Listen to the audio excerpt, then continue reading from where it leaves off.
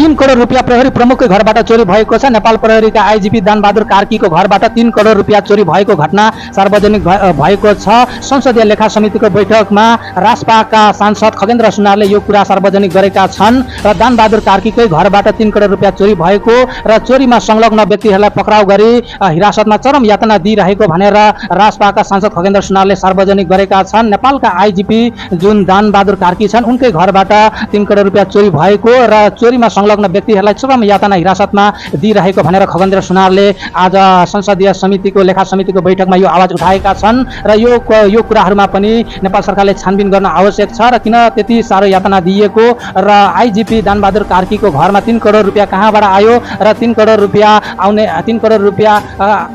रुपियाँ आएको स्रोत कहाँबाट हो र त्यसको स्रोत के हो। त्यसकारणले गर्दाखेरि दानबहादुर कार्कीलाई नेपाल सरकारले निलम्बन गर्नुपर्छ र गृह सचिवलाई पनि निलम्बन गर्नुपर्छ र गृह मन्त्री पनि यसमा के कसो छ भनेर छानबिन समिति बनाएर यिनीहरूलाई छानबिनको दायरामा ल्याएर यिनीहरू दोषी छन् अथवा के छन् भन्ने कुराहरू त्यो छानबिन समितिले स्पष्ट पारेर कारबाहीको दायरामा ल्याउनु पर्छ भनेर खगेन्द्र सुनारले आज आवाज उठाएका छन् र खगेन्द्र सुनारले भने 3 करोड रुपियाँ दानबहादुर कार्कीको घरमा कहाँबाट आयो र यति ठुलो तरिकाले त्यो रकम कहाँबाट आयो र आय स्रोत के हो र त्यो जुन चोरी भएको रकम छ र चोरीको आरोपमा अथवा आशंकामा पक्राउ परेकाहरूलाई किन यति ठुलो अथवा यति धेरै यातना दिइएको त्यो विषयमा पनि छानबिन गर्न आवश्यक छ। दानबहादुर कार्कीले गैर कानुनी रूपमा अथवा भ्रष्टाचार गरेर अवैध सम्पत्ति थुपारेको अथवा के हो त्यो विषयमा छानबिन गर्नको निम्ति सरकारले छानबिन समिति बनाएर छानबिन गर्न आवश्यक छ र उनीहरू ठिक छन् भने उनीहरूलाई मुक्ति दिन आवश्यक छ र बेठिक छन् भने कानुनी दायरामा ल्याएर उनीहरूलाई कारबाही गर्न पर्छ भनेर आज खगेन्द्र सुनारले संसदीय लेखा समितिमा यो आवाज उठाएका छन् र लेखा समितिमा यो आवाज उठाउँदाखेरि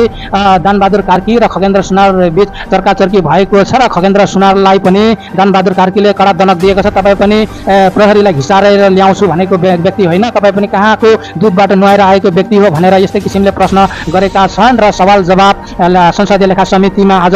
भएको छ र खगेन्द्र सुनार र दानबहादुर कार्की बीच त्यहाँ चर्काचर्कीको अवस्था पनि आएको थियो र चर्काचर्की धेरै नै भइसके पछाडि रासपाका सांसद खगेन्द्र सुनार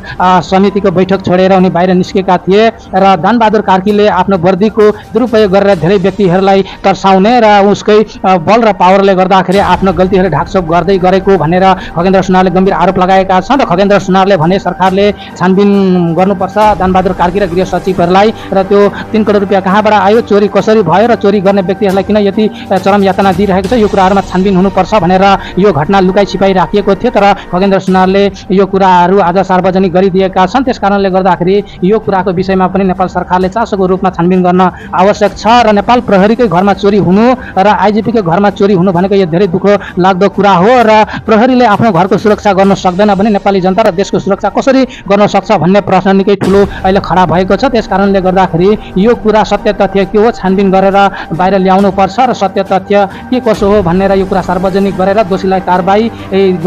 गर्नुपर्छ र निर्दोषलाई रिहा गर्नुपर्छ। किनभने दानबहादुर कार्की